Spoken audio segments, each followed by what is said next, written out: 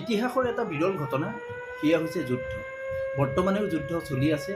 ভাৰত আৰু পাকিস্তানৰ যি যুদ্ধ, এই যুদ্ধৰ বিৰতি ঘোষণা কৰিছিল যদিও পাকিস্তানে পুনৰবাৰ যুদ্ধ কৰাৰ কাৰণে আমাৰ ভাৰতবৰ্ষেও পুনৰ যুদ্ধত নামিবলগীয়া হৈছে।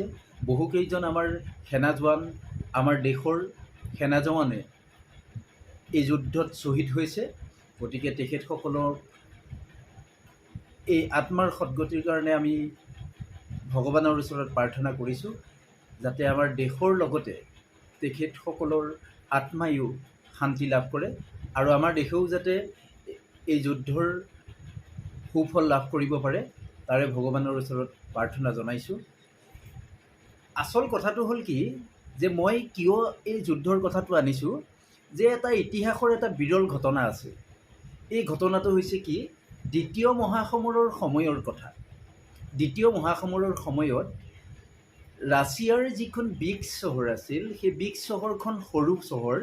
তাত এটা মাত্ৰ বোমা পৰিলেই সেই চহৰখন শেষ হৈ যোৱা বা শেষ হৈ যাব পাৰে, এনেকুৱা ধৰণৰ এখন সৰু চহৰ। ৰাছিয়াৰ এই বিগ চহৰখনত দ্বিতীয় মহাসমৰত জাৰ্মানে বিমানৰ সহায়ত 12টাকৈ বোমা পেলাইছিল। কিন্তু ইতিহাসৰ এয়াই আছিল বিৰল ঘটনা, য'ত নেকি এই 12টা বোমাৰ ভিতৰত এটাও কিন্তু তাত ফুটা নাছিল।